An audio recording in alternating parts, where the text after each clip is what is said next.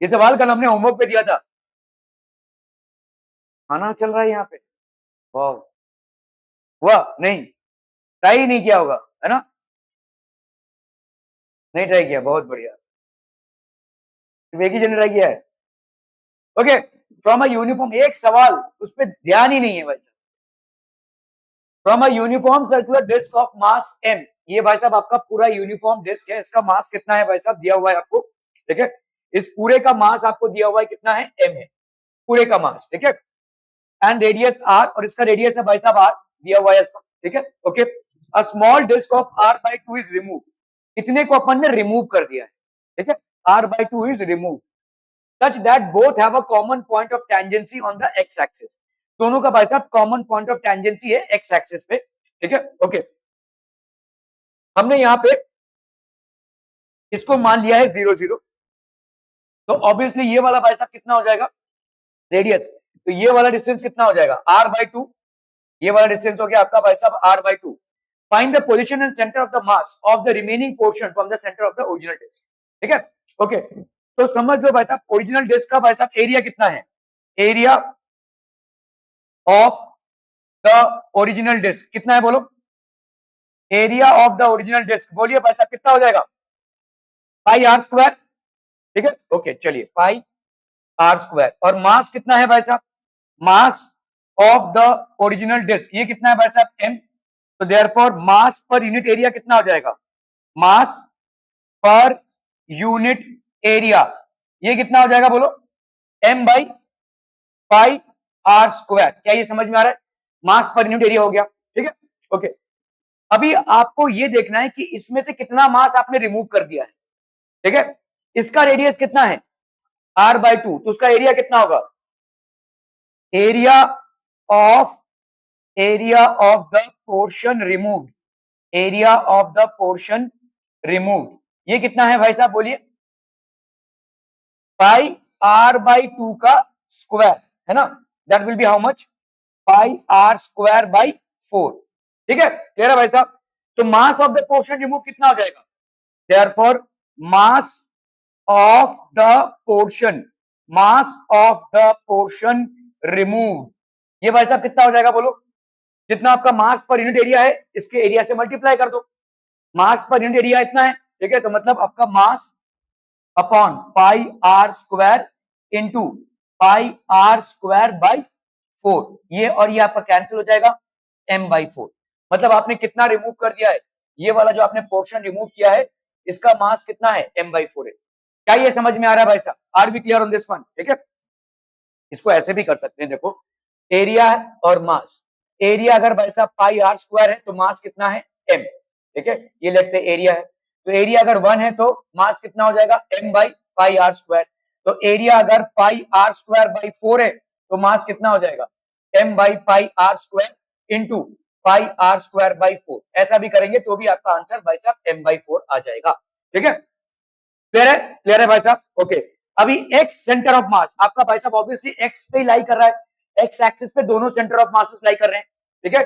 तो x centre of मास क्या हो जाएगा बोलो, m1x1, m1x1 plus m2x2 upon m1 plus m2, ठीक है? समझ में आ रहा है भाई साहब? ओके, अभी पहले वाले का मास कितना था, m, और पहले वाले का सेंटर ऑफ मास कितना था भाई साहब, 0, तो अपन क्या लिख सकते हैं, m इंटू 0 एक्स एक्सिस पे, क्लियर है? ओके, दूसरे वाले का मास कितना है, और ये ऐड हुआ या सब्ट्रैक्ट हुआ है, सब्ट्रैक्ट हुआ है ना, तो अब यहाँ का m2 क्या हो जाएगा, माइनस एम बाई फोर, इसको ध्यान रखिए, ठीक है? ये आपका m2 जो है वो माइनस एम बाई फोर हो जाएगा, क्योंकि ये टोटल मास से भाई साहब आपका सब्ट्रैक्ट हुआ है, ठीक है? तो यहां पे अपन लिखेंगे minus M by four, X two की वैल्यू कितनी है, आर बाई टू, है ना भाई साहब, आर बाई टू, आपको इन दोनों मतलब आपको रिमेनिंग पोर्शन का सेंटर ऑफ मास निकालना है, ठीक है? ओके, चलिए अभी अपना m प्लस एम टू मतलब कितना हो गया बोलो, m प्लस मतलब m minus M by four हो जाएगा, है कि नहीं, m minus M by four, ठीक है? चलिए भाई साहब इसको करते हैं, तो यहाँ पे कितना हो गया बोलो, minus M by four into R by two upon यहाँ पे कितना हो जाएगा, 3m/4, तो ये m/4 और m/4 भाई साहब हो गया आपका कैंसिल, -r/6 आ गया। मतलब कहां पे होगा, देखो ये 0 0 है, इधर है आपका r/2, तो आपका इधर आ जाएगा कितना, -r/6 एंड 0। समझ में आ रहा है ये, ठीक है। और होगा भी वैसा, देखो क्योंकि आपका मास अभी किस तरफ, इस तरफ ज्यादा है, तो सेंटर ऑफ मास भी इस तरफ शिफ्ट हो जाएगा। लॉजिक अप्लाई कीजिए, ठीक है। So this could be your new centre of mass, what, -r/6 and 0। Are we clear to this one people, समझ में आता है ये, ठीक है। ओके ओके ओके, तो आपका देखो इतना उड़ा दिया है आपने, ठीक है, इतना उड़ा दिया भाई साहब, तो आपका कितना आ गया, देखो -r/6 एंड 0, ठीक है। इतने का भाई साहब माइनस हो गया, तो आपका इधर शिफ्ट हो जाएगा centre of mass, so this will be the next new center of mass, that is -r/6 and 0। are we clear on this one people? भाई साहब जिस तरफ भारी होगा उसी तरफ सेंटर ऑफ मास भी शिफ्ट होगा, so this is going to shift there, ठीक है, क्लियर है, ओके ओके ओके। तो when a part is removed from a rigid body, अगर किसी रिजिड बॉडी से कोई पार्ट आप रिमूव कर रहे हैं, आप नोट कर रही हैं ये सब, then why, what are you doing in your notebook? Okay, when a part is removed from a rigid body, the portion of the center of mass of the remaining portion will be this, okay, r center of mass, that will be equal to m r1 minus m r2 upon m minus m, जो आपने किया भाई साहब यहाँ पे, ठीक है, इसको लिख लीजिए भाई साहब, r center of mass will be equal to m r1 minus m r2 upon capital M minus m।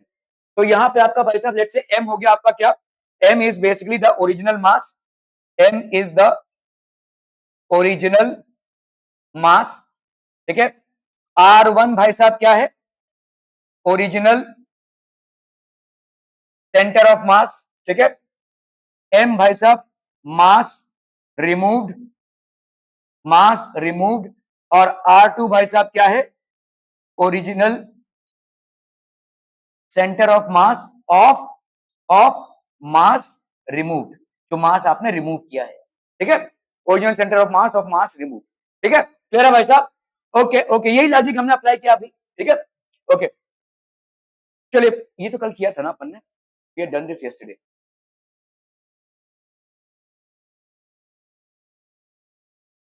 इस लॉजिक से करेंगे इस सवाल को एक बार फिर से ट्राई कीजिए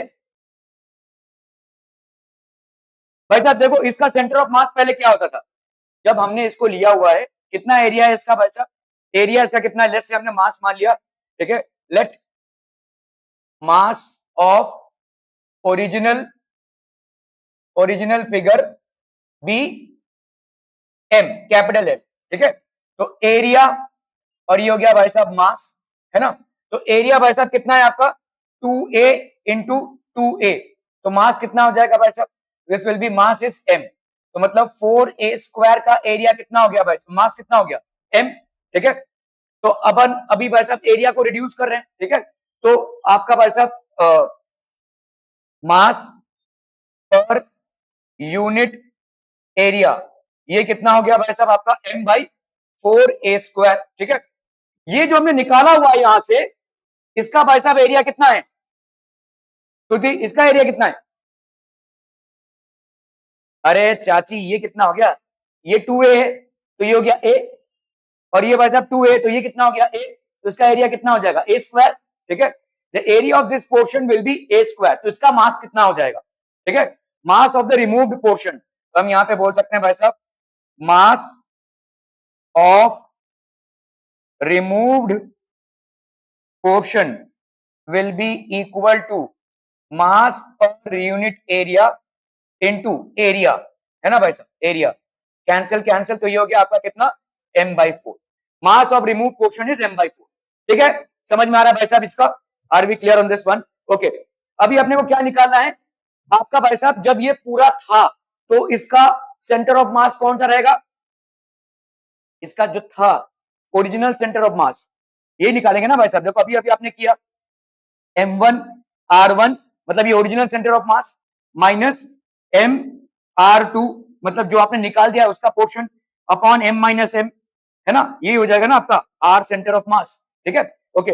बताइए इसका ओरिजिनल सेंटर ऑफ मास कहां पे हो जाएगा, ओरिजिनल, अरे बोलो ना बोलो, सेंटर ऑफ मास कितना होगा, अनुष्का कितना होगा बताओ, अगर समझ लो इसको हमने नहीं निकाला है तो ओरिजिनल सेंटर ऑफ मास कहां पे होगा? यूनिफॉर्म बॉडी है, हाँ बताइए कहां पे, सेंटर पे कहां पे? अरे चाची ये 2a है, ये 2a है, इसका सेंटर क्या होगा? ए। अरे यार इसका सेंटर क्या हो जाएगा भाई साहब? What will B this centre? ये हो जाएगा ए, और इसका सेंटर क्या होगा? ए। तो ए रहेगा ना इसका सेंटर, समझ में आ रहा है? ठीक है, ओरिजिनल सेंटर ऑफ मास भाई साहब क्या होगा? ए। ओरिजिनल मास क्या है भाई साहब? ओरिजिनल मास आपका क्या है? Original mass is M. ठीक है, क्लियर है? Okay okay. Centre of mass of portion removed, जिस पोर्शन को अपन ने भाई साहब रिमूव किया है उसका सेंटर ऑफ मास क्या है? बोलो। ये आपका ए और ये आपका ए, तो इस ए का भाई साहब आधा कितना हो जाएगा? a/2 है ना? तो यहां तक कितना था आपका? ए था, और यहां पे a/2, तो ए एक्स एक्सिस पे हो गया a plus a/2, that is how much? 3a/2। ऐसा ही वाई एक्सिस पे भी जाएगा, इतना तो भाई साहब आपका a ही था, और प्लस a/2, मतलब यहां पे रहेगा ना इसका सेंटर ऑफ मास। ठीक है, तो वाई एक्सिस पे भी a plus a/2, that is how much? 3a/2। तो इसका कोऑर्डिनेट क्या हो जाएगा? 3a/2 and 3a/2। Are we clear on this one people? ठीक है, centre of mass of portion remove, ये कितना हो जाएगा? 3a/2 and 3a/2। ठीक है, mass of portion remove, mass of portion remove ये कितना हो जाएगा? बोलो, what will be the mass of the portion remove? अभी देखो यहां पे आपने किया m/4 है ना, दिस इज बेसिकली m/4। ठीक है, तो अभी बताओ भाई साहब सेंटर ऑफ मास क्या हो जाएगा? R centre of mass, R centre of mass will be equal to m, ठीक है, इनटू भाई साहब क्या था इसका सेंटर ऑफ मास? ए, मतलब यहाँ पे एक्स सेंटर ऑफ मास ले रहे हैं अपन, एक्स सेंटर ऑफ मास। ठीक है, एक्स कोऑर्डिनेट ले रहे हैं, m इंटू ए प्लस माइनस m/4, ये आपका रिजेक्ट हुआ है। ठीक है, m/4 इंटू भाई साहब कितना? 3a/2। ठीक है, अपॉन भाई साहब m माइनस m/4। क्या ये समझ में आ रहा है भाई साहब? ठीक है, कर लो, इसका कितना हो जाएगा भाई साहब? ma माइनस यहां पे कितना हो जाएगा भाई साहब? 3ma/8, 3ma/8, और इधर कितना हो गया बोलो?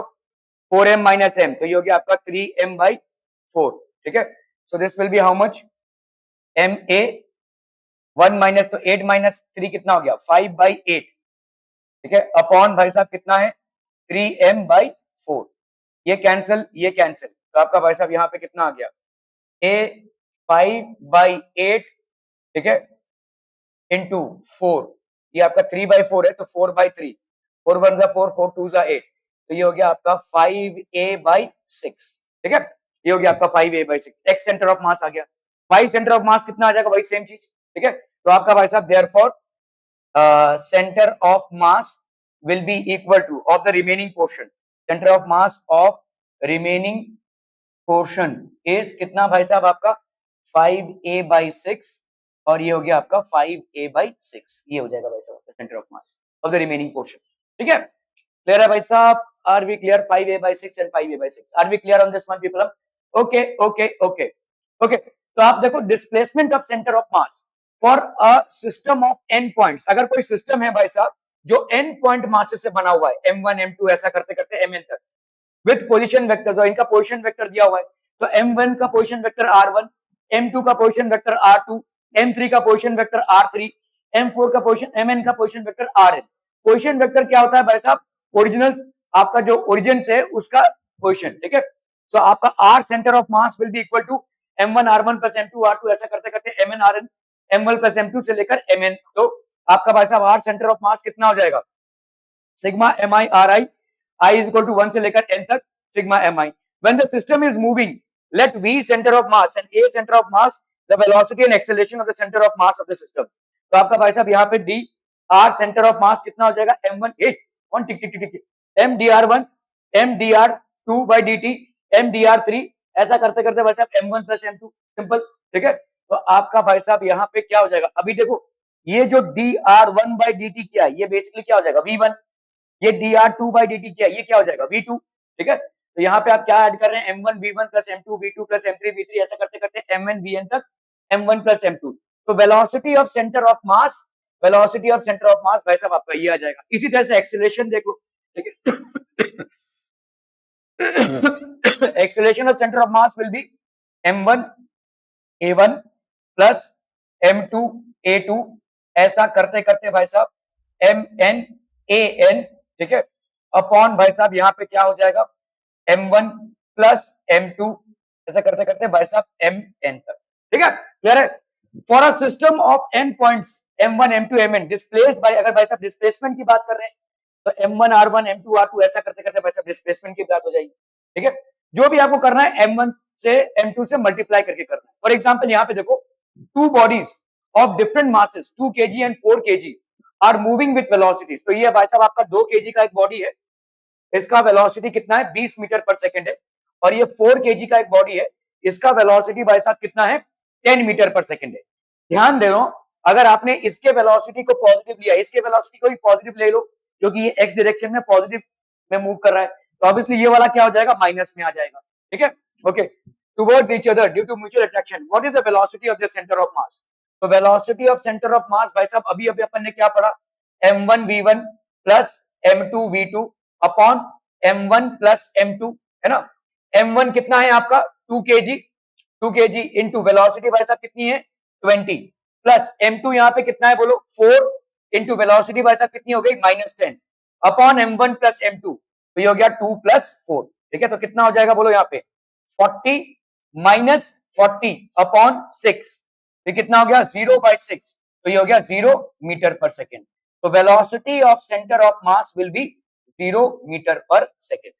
सेंटर ऑफ मास, इन दोनों के बॉडीज का जो सेंटर ऑफ मास है, इन दोनों पार्टिकल्स का जो सेंटर ऑफ मास है उसकी वेलोसिटी आपसे पूछी गई है, ठीक है। तो वो कितना हो जाएगा भाई साहब आपका 0 metre per second. Are we clear on this one people, समझ में आता, बहुत बहुत बढ़िया भाई साहब। The figure shows that two blocks of masses 5 kg and 2 kg are placed on a frictionless surface and are connected with a spring. इनको भाई साहब अपन ने क्या किया है, एक स्प्रिंग से कनेक्ट कर दिया है। An external gives a velocity of 14 meter per second to the heavier block. तो इसका भाई साहब कितना हो गया, heavier block को 14 meter per second towards the lighter one, ठीक है। Deduce the velocity gained by the center of mass at that instant, ठीक है। ध्यान से देखो, एक किक दिया है इसमें, तो इसकी वजह से 14 मीटर पर सेकंड ये इसकी तरफ मूव कर रहा है, लेकिन इसकी कोई वेलोसिटी नहीं है, ये वैसे ही है, ठीक है। तो आपका velocity of centre of mass भाई साहब क्या हो जाएगा, that will B m1v1 plus m2v2 upon m1 plus m2, ठीक है। यहाँ पे क्या पूछा है भाई साहब, deduce the velocity gain by the centre of mass. तो आपका भाई साहब यहाँ पे क्या हो जाएगा m1 that is 5 into 14 plus m2 that is 2, इसका वेलोसिटी अभी भी कुछ नहीं है, जीरो है, ठीक है, upon m1 plus m2 that is 5 plus 2, तो ये हो गया आपका 14 5 से कितना 70, 70 अपॉन 7, ये तो जीरो हो जाएगा भाई साहब, तो that will be 10 metre per second, ठीक है, that will be 10 metre per second velocity of centre of mass. Clear है भाई साहब, are we clear on this one people, okay. चलिए भाई साहब इसको करना है, एंड एक्स कुल्हाड़ी को फेंका है, is thrown in the air with an initial velocity of u at an angle theta with the horizontal, find the maximum height reach by the centre of mass of the axe. इसका maximum height कितना हो जाएगा, चलिए इसको करना भाई साहब फटाफट फटाफट, सेंटर ऑफ मास।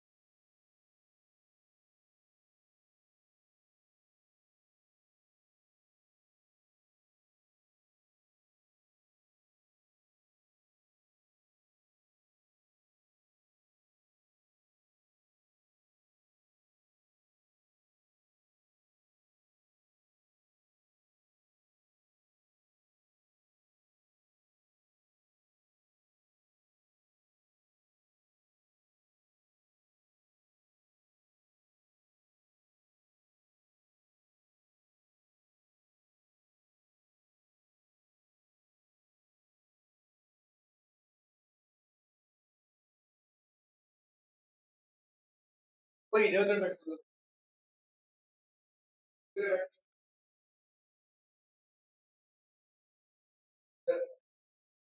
इक्वल है।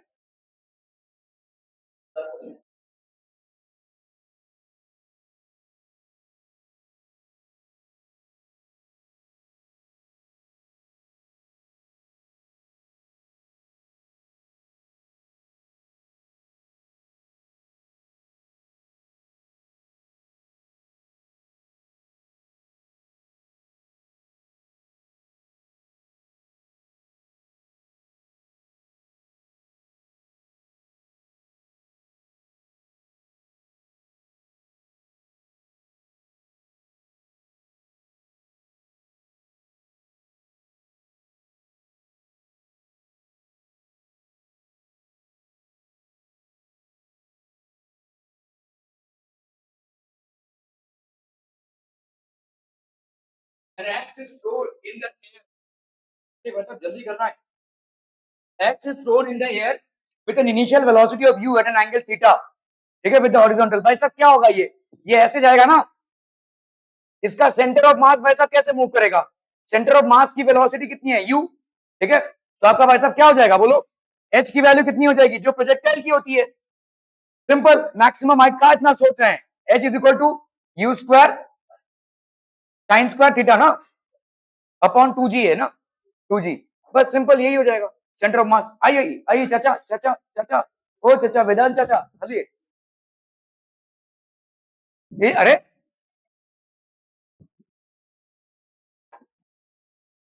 ठीक है, that is how the answer would be भाई साहब।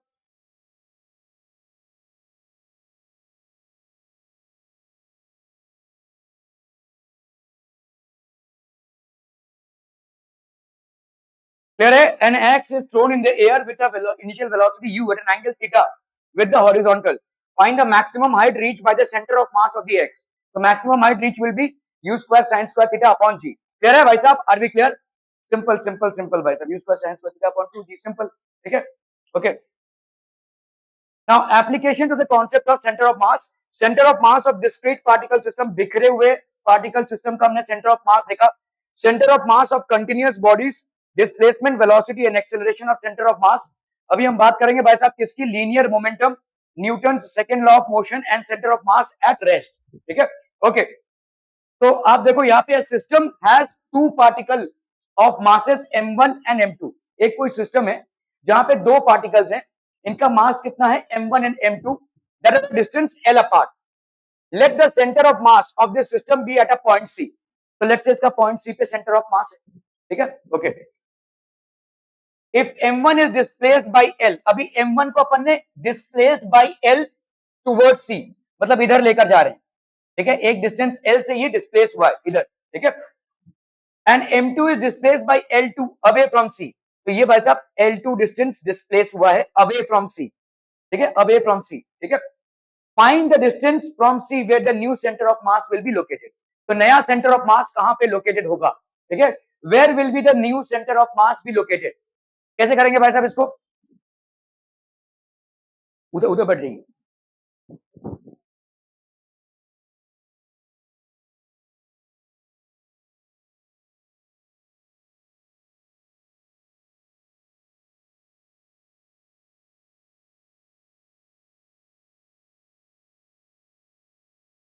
where will the new center of mass be located भाई साहब, देखो the coordinates of the center of mass are given as follows। x, अरे कहा बंद करते हो रे यार तुम, गोलकीपर हो कि क्या हो पता नहीं है। x centre of mass m1 x1 plus m2 x2 upon m1 plus m2, ठीक है, कह रहे भाई साहब ये हो जाएगा सेंटर ऑफ मास। नाउ आपने भाई साहब coordinates of the centre of mass are given as follow, ये आपका कोऑर्डिनेट हो गया सेंटर ऑफ मास का पहला, ठीक है। अभी कर लो भाई साहब, यहाँ पे m1 कहां पे 0 0 पे, तो m1 into 0, m2 into l, m2 भाई साहब कहां पे l पे, plus m1, x centre of mass original जो आपका सेंटर ऑफ मास था वो कहां पे था m2l, m1 प्लस m2। तो आपका centre of mass of the system initially क्या हो जाएगा, क्योंकि x एक्सिस पे है तो y कोऑर्डिनेट आपका क्या होगा 0, ठीक है। So what will be the initial centre of मास बच्चा बाड़ी, m2l upon m1 plus m2, और ये हो गया भाई साहब आपका 0। Are we clear on this one people, समझ में आता हूं, ठीक है। Now when the particles are displaced, अभी आपने पार्टिकल को डिस्प्लेस किया है, कितने से डिस्प्लेस किया है, इसको डिस्प्लेस किया है भाई साहब l से, ठीक है, m1 is displaced L1 towards C and m2 is displaced by distance L2 away from C. ठीक है, तो मुझे बताओ इसका अभी कोऑर्डिनेट क्या हो जाएगा, m1 का कोऑर्डिनेट बताओ। हाँ, नहीं नहीं, इसका कोऑर्डिनेट पहले क्या था, 0 0 था ना, अभी क्या हो जाएगा, L1 0 है ना, L1 एंड 0 यही हो जाएगा ना भाई साहब, और इसका क्या हो जाएगा L2 एंड 0, है कि नहीं, क्लियर है भाई, इसका क्या हो जाएगा L2 से नहीं L प्लस L2, ठीक है, L प्लस L2 ये हो जाएगा, L तो था ही पहले इसका, L प्लस L2 0 और इसका हो गया L1 0। तो अभी नया सेंटर ऑफ मास का क्या हो जाएगा बोलो, नया सेंटर ऑफ मास का कोऑर्डिनेट बताइए क्या हो जाएगा। तो x centre of mass x पे ही हो रहा है भाई साहब आपका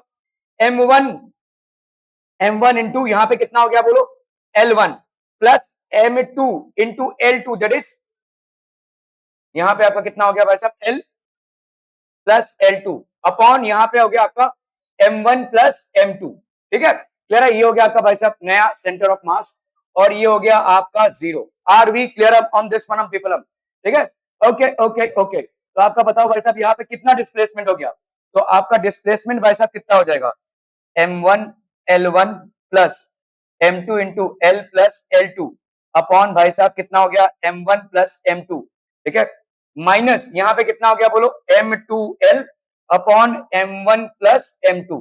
तो आप कर लो भाई साहब, क्या ये समझ में आ रहा है कितना डिस्प्लेसमेंट हुआ। पहले आपका सेंटर ऑफ मास कहाँ पे था, देखो यहाँ पे आपका नया सेंटर ऑफ मास ये हो गया, 0 से 0 पे कोई डिस्प्लेसमेंट नहीं हुआ, वाई एक्सिस पे कोई डिस्प्लेसमेंट नहीं हुआ है, तो डिस्प्लेसमेंट आपका किस में हुआ है, एक्स एक्सिस में, मतलब इससे इसको माइनस कर दो, इतना आपका डिस्प्लेसमेंट हो गया, ठीक है, मतलब क्या हो जाएगा बोलो m1 L1 plus m2 L plus L2 upon भाई साहब क्या है m1 प्लस m2 माइनस ये वाला कौन सा m2L upon m1 plus m2। अभी दोनों का एलसीएम आपका सेम, तो ये हो गया आपका कितना m1 प्लस m2, यहाँ पे हो गया आपका m1 L1 plus m2L plus m2L2 minus m2L, ये भाई साहब हो गया आपका कैंसिल, तो यहाँ पे कितना हो जाएगा m1 L1 plus m2L2 upon भाई साहब कितना m1 प्लस m2, ये हो गया भाई साहब आपका displacement of centre of mass. This is the displacement of the centre of mass that has taken place.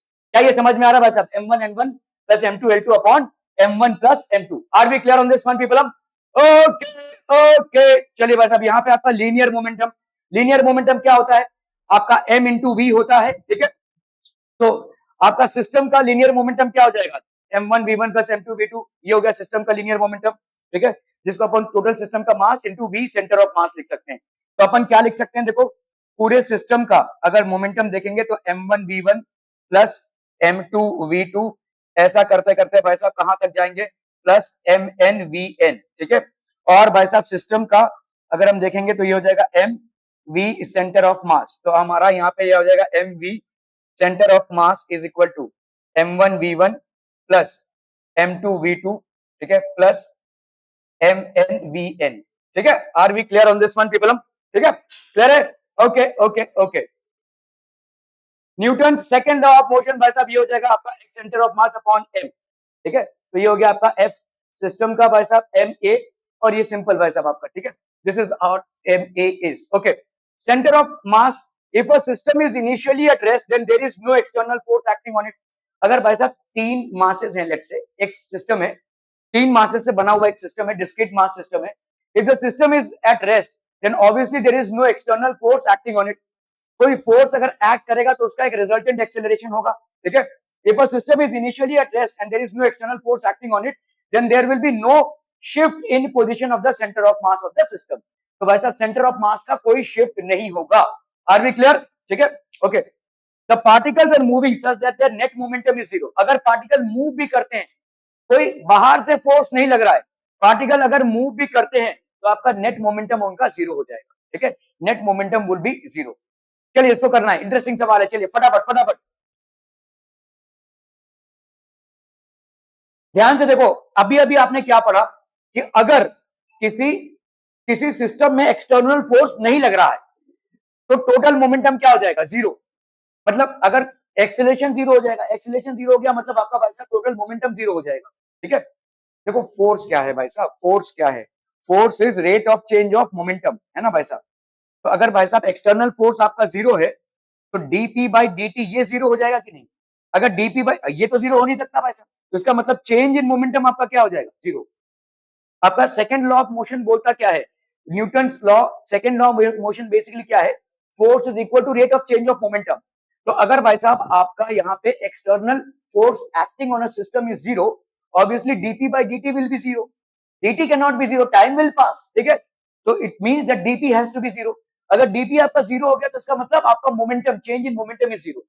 So if on a system of particles or system of bodies there is no external force acting, then the total change in momentum of the system will be zero.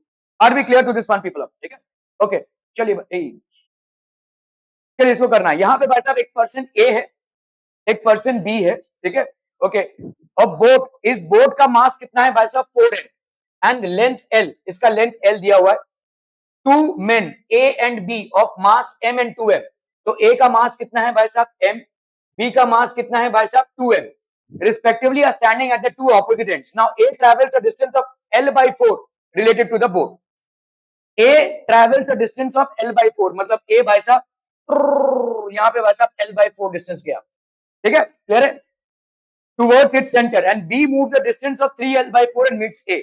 तो ये b ने कितना distance travel किया भाई साहब? 3l by 4, ठीक है? find the distance traveled by the boat on the water when they meet।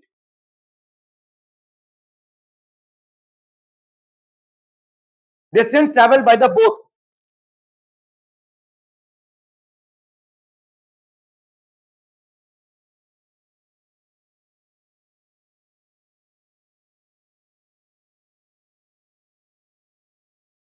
मुझे ना ये जो मैं टेस्ट दे रहा हूँ ना अभी, ये मेरे को जैसे हम लोग का भी पूरा बुक आने वाला है। मैं अभी तुमको दो चैप्टर का टेस्ट दिया है, कौन सा? यूक्लिड ज्योमेट्री और नंबर सिस्टम।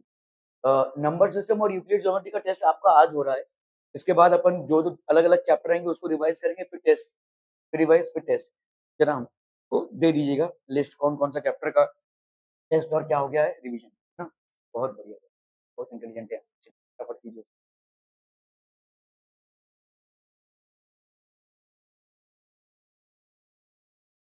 कॉन्सेप्ट अप्लाई कीजिए। क्या इस पूरे सिस्टम पे दो लोग हैं और एक बोट है, दो लोग आपस में एक दूसरे की तरफ चल रहे हैं बोट पे, क्या इस सिस्टम पे कोई एक्सटर्नल फोर्स है? तो अगर एक्सटर्नल फोर्स नहीं है तो आपका भाई साहब क्या जीरो हो जाएगा? चेंज इन मोमेंटम जीरो हो जाएगा, है ना भाई साहब? ठीक है, ओके। तो एक ने भाई साहब इतना डिस्टेंस ट्रेवल किया और एक ने भाई साहब इतना डिस्टेंस ट्रेवल किया। आपको यहाँ पे भाई साहब distance travel by the boat in water when they meet, तो बोट का डिस्टेंस कितना ट्रेवल हुआ है वो आपको कैलकुलेट करना है। कैसे?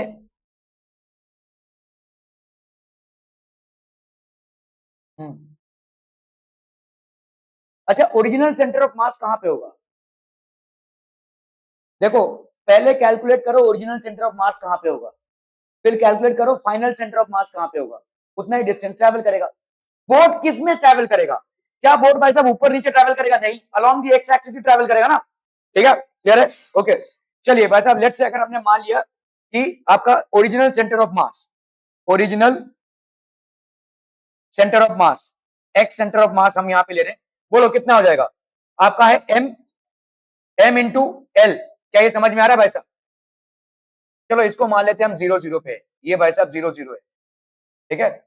फिर बोट का भाई साहब यहाँ पे जो भी रहेगा 4m, ठीक है? और इसका भाई साहब यहाँ पे कितना है? हाँ, 2m, ओके। तो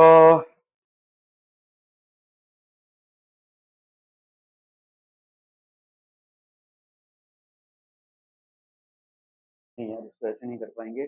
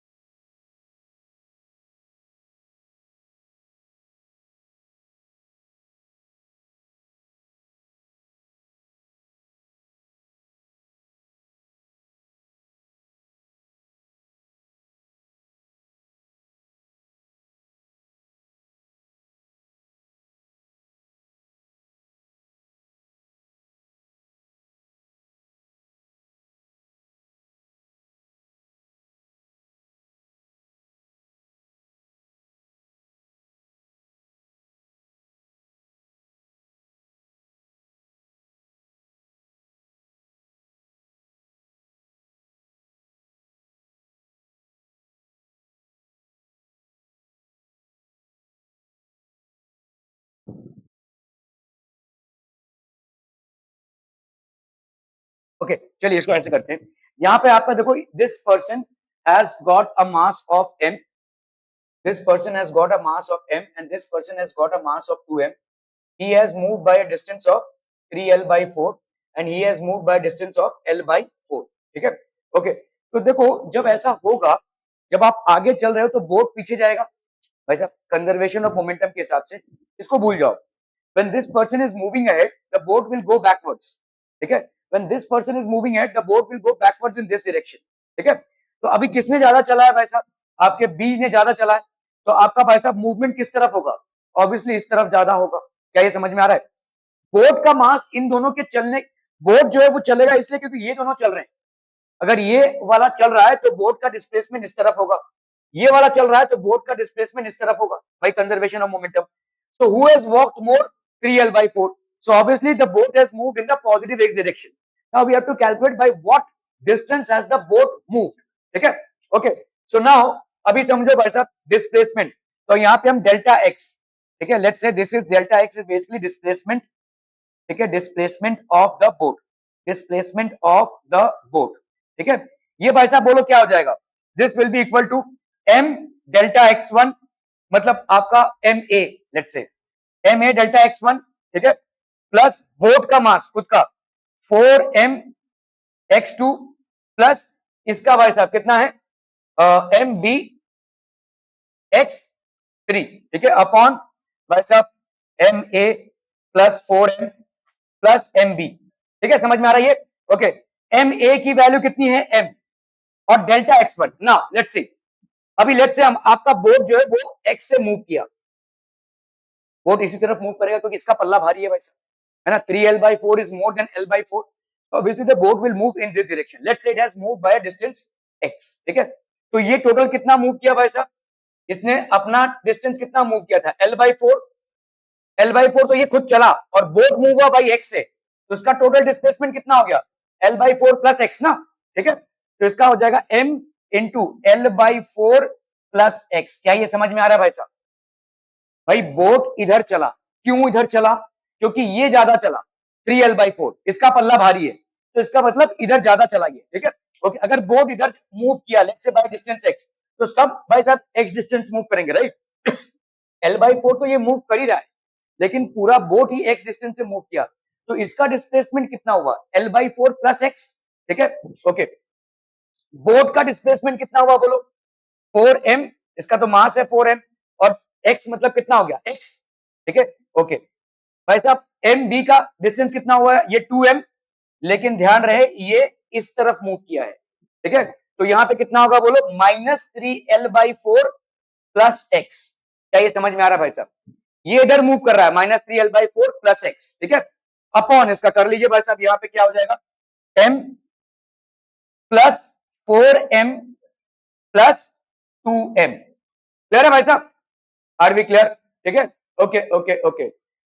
तो कर लो भाई साहब, यहाँ पे कितना हो जाएगा m बाई, ये हो गया m l by 4 plus m x, ठीक है, लेकिन नहीं वैसे m l by 4 plus m x, यहाँ पे कितना हो गया बोलो प्लस 4m x, ठीक है, प्लस यहाँ पे हो गया आपका कितना बोलो, ये 2 और 2 कैंसिल हुआ तो ये हो गया माइनस, नहीं, -3m l बाई माइनस 2 और 2 -3ml बाई 2, और भाई साहब यहाँ पे कितना प्लस 2mx अपॉन भाई साहब कितना हो गया 4 प्लस 1 5 6 7 7m, ठीक है, क्लियर है भाई साहब? Okay okay okay. फिर इसके बाद इसको कैसे कैलकुलेट करेंगे,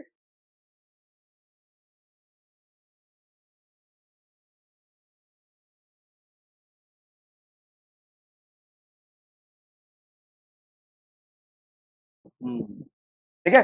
तो इसमें भाई साहब कोई एक्सटर्नल फोर्स, तो ये पहले कैलकुलेट कर लेते हैं, इसका मतलब कितना हो गया भाई साहब, ये this will be how much ml by 4 minus 3ml by 4, तो ये हो जाएगा कितना भाई साहब आपका 2 minus 2ml by 4, that will be how much -ml by 2, ठीक है, mx plus 4mx 5mx 5mx plus 2mx, तो ये हो गया आपका 7mx, अपॉन 7m, तो इसका हो जाएगा भाई साहब 7x माइनस L/2 अपॉन 7, है ना भाई साहब, m और m कैंसिल हो गया, ठीक है।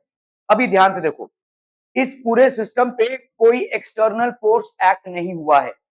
अगर सिस्टम पे कोई एक्सटर्नल फोर्स एक्ट नहीं हुआ है तो आपका डेल्टा एफ मतलब एक्सटर्नल फोर्स इज जीरो, तो आपका भाई साहब ए भी जीरो होगा। इनिशियल वेलोसिटी इसकी कितनी थी भाई साहब, जीरो, ठीक है। तो आपका फाइनल वेलोसिटी भी भाई साहब जीरो होगा, क्योंकि एक्सेलरेशन आपका जीरो है, ठीक है। अगर फाइनल वेलोसिटी भी जीरो है तो इसका मतलब डिस्प्लेसमेंट भी आपका क्या हो जाएगा, जीरो, ठीक है।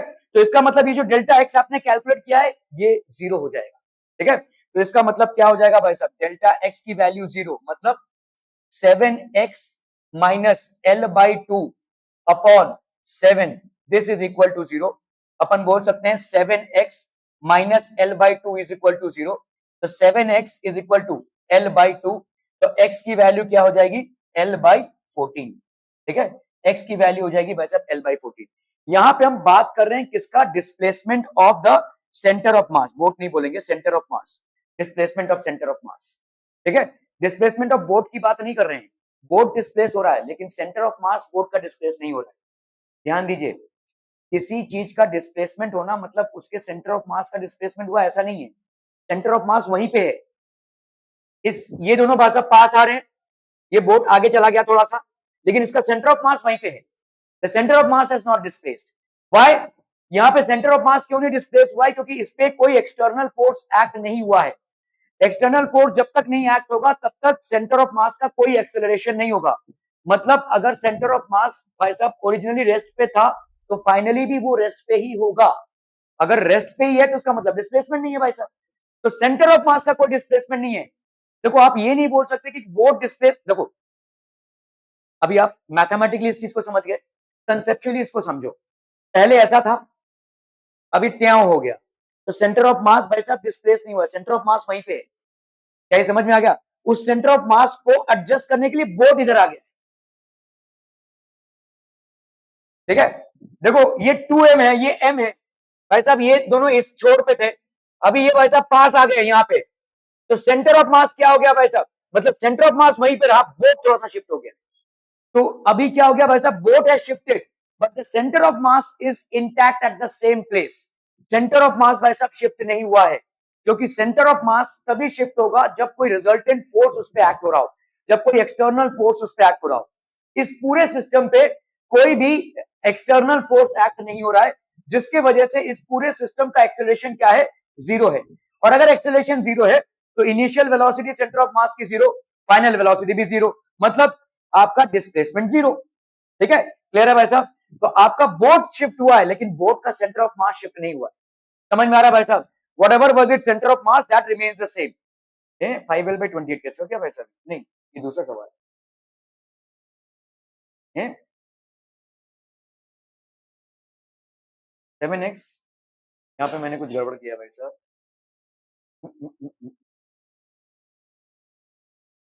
7x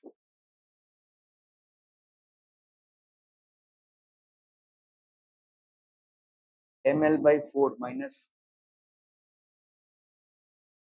ml/4 minus ml 3ml/2 ml/4, गड़बड़ हो गया भाई साहब ये।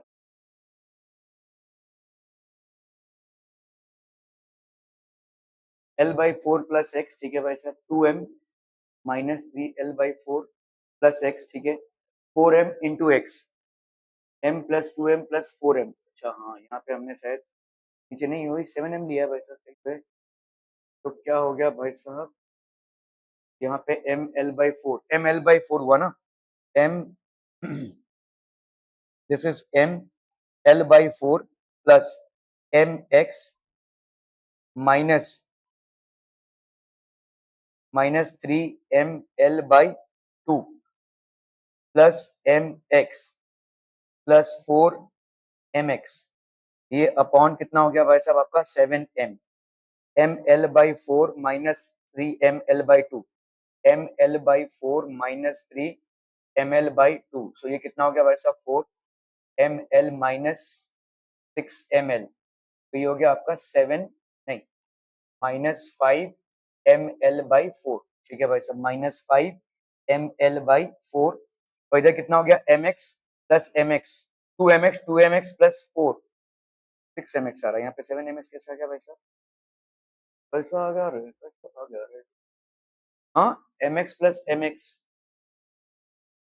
हाँ यहाँ पे 2mx होगा, correct correct, 2mx plus 3mx, हाँ सही है, ठीक है, 7mx, तो इसका भाई साहब x is equal to 5l/28, ठीक है, ओके ओके ओके, चलिए भाई साहब इसको करना है, मिस्टर वर्मा है और मिस्टर माथुर है, mister Verma who is of weight how much 50 kg, mister Verma is of weight भाई साहब कितना 50 kg, and mister Mathur is of weight 60 kg, are standing at the two extremes of a 4-meter long boat floating in still water. To discuss a mechanics problem, they come to the middle of the boat, neglecting the water resistance. How far does the move to the during the process? Again, आपका force, external force acting on the system is zero, तो आपका acceleration zero, initial velocity zero, तो final velocity zero, मतलब displacement of center of mass, displacement of center of mass will be zero, ठीक है, okay, तो अभी भाई साहब अगर ये 60 केजी के हैं और ये बीच में आ रहे हैं और ये 50 केजी के ये बीच में आ रहे हैं, तो बोट किस तरफ डिस्प्लेस होगा, इस तरफ, क्यों, क्योंकि इनका मास भारी है,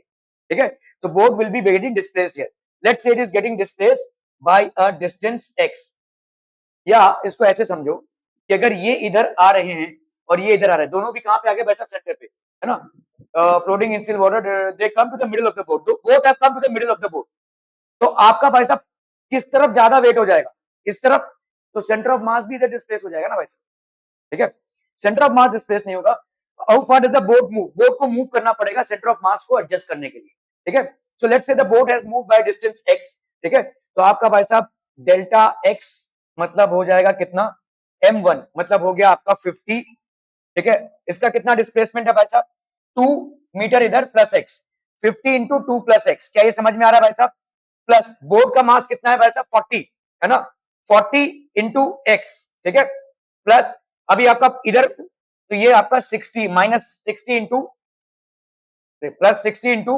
-2 प्लस एक्स, क्या ये समझ में आ रहा है, अपॉन भाई साहब कितना 50 plus 40 plus 60, this should be equal to 0, ठीक है, तो कर लो भाई साहब, यहाँ पे कितना हो गया 50 इंटू 2 हो गया 100 plus 50x plus 40x minus 120, ठीक है, plus 60x is equal to 0, ठीक है,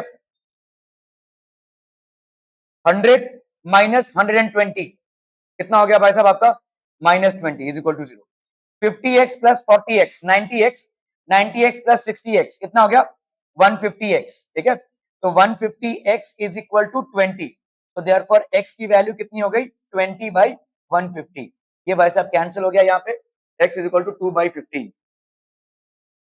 मीटर, कह रहा भाई साहब, are we clear on this one people, okay okay okay, in the arrangement as shown in the figure, M A की value 2 kg है, एम बी की वैल्यू है 1 kg, the string is light and inextensible, find the acceleration of the centre of mass of both the blocks, वैसा centre of mass का acceleration कितना हो जाएगा, अगर आपको यहाँ पे देखो इधर कितना है, इधर भाई साहब है कितना, एम ए है आपका 2 kg और ये भाई साहब आपका 1 kg, तो सेंटर ऑफ मास का एक्सेलरेशन कितना हो जाएगा, इसका एक सेंटर ऑफ मास होगा भाई साहब, मतलब पूरे सिस्टम का एक्सेलरेशन कितना हो जाएगा, ठीक है, यहाँ पे आपका कितना होगा बोलो, ये आपका टेंशन टी, ठीक है, ये आपका भाई साहब टेंशन टी, ठीक है, इसको ऐसे सॉल्व कर लो, क्या दिक्कत है, यहाँ पे आपका देखो 2g है और यहाँ पे आपका भाई साहब 1g है, तो ऑब्वियसली ये ऊपर जाएगा और ये नीचे आएगा, है ना, तो हम यहाँ पे लिख सकते हैं भाई साहब 2g minus T is equal to 2a, और उधर क्या लिख सकते हैं बोलो, t माइनस g is equal to a, इसको भाई साहब ऐड कर लो, तो यहाँ पे 2g minus g is equal to 2a plus a, that is 3a, ठीक है, तो g is equal to 3a, ठीक है, यार क्या हो गया, क्या हो गया, हाँ, a इक्वल टू g, हाँ, a is equal to sorry sorry sorry yes, a is equal to g by 3, हाँ, this would be the correct answer, ठीक है, सिंपल है भाई साहब, इसमें तो सेंटर ऑफ मास का कोई लॉजिक नहीं लगता है, नहीं, क्या हो गया भाई साहब,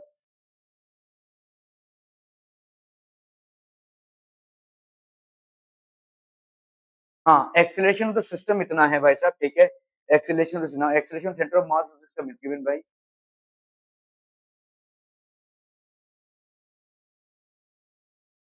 ठीक है, मेरा गलती है। ओके, यहाँ पे एक्सीलरेशन सिस्टम का एक्सीलरेशन हो गया भाई साहब g/3। सेंटर ऑफ मास का भाई साहब अपन ने पढ़ा यहाँ पे एक्सीलरेशन कितना हो जाएगा m(a1) m1a1 plus m2a2 upon m1 plus m2। ठीक है, जैसे v का है m1v1 plus m2v2 upon m1 plus m2। Okay, तो यहाँ पे भाई साहब m1 भाई साहब कितना हो गया 2 और a1 मतलब अगर हमने इसको नीचे की तरफ ले लिया दैट इज g/3। ठीक है, m2 that is 1 into a2 that is minus g/3 upon 2 plus 1। तो यहाँ पे भाई साहब कितना हो गया g 2g/3 minus g/3 2g/3 minus g/3 upon 3। तो ये हो गया आपका कितना g/3 और ये हो गया 3। तो ये हो गया आपका g/9। ठीक है, सो ये हो गया आपका g/9। Acceleration of centre of mass will be g/9। Okay बच्चा party, so this completes your Newton's law of motion. पूरा पूरा आपका जितना भी है कॉन्सेप्ट आपके 3 चैप्टर इसमें कवर हो गए, Newton's law of motion, work and energy and centre of मास। ठीक है, सो ये पूरा पूरा कवर हो चुका है। मैंने बीच में कुछ भेजा था, कुछ तो टेस्ट होगा ना, किसका टेस्ट भेजा था? हाँ, रिडॉक्स रिएक्शन। ओके, तो कल रिडॉक्स रिएक्शन का टेस्ट होगा। बहुत बढ़िया भाई साहब, है ना। Thank you so much for your valuable time.